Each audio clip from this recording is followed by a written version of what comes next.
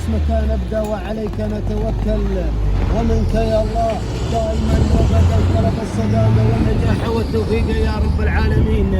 ايضا مشاهدينا متابعين الكرام، على بركة الله وحفظه وتوفيقه أعلنت انطلاقة الشوط الأول والرئيسي لسن الإبكار المفاريد من مسافة 1500 متر.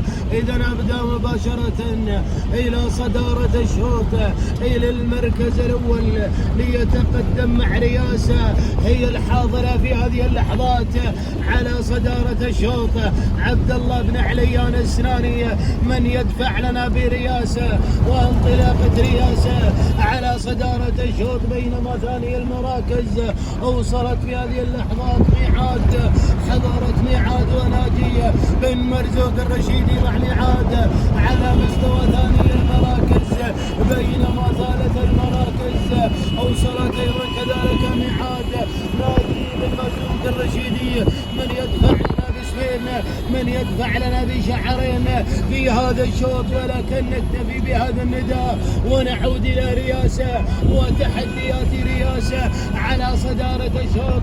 يتواجد عبد الله بن عليان السناني في هذه اللحظات على المركز الاول مع حضور واندفاعة رياسه على صداره الشوط، ولكن ميعاد حاضر في هذه اللحظات هي تحضر في هذه اللحظات ناجي بن مرزوق الرشيدي مع ميعاد الله الله الله الله الله الله هي الامتار النهائيه، الامتار الحاسمه، الامتار المجنونه. يا راعي رياسه يا راعي رياسه، انطلقت رياسه انطلقت رياسه، ابدعت رياسه.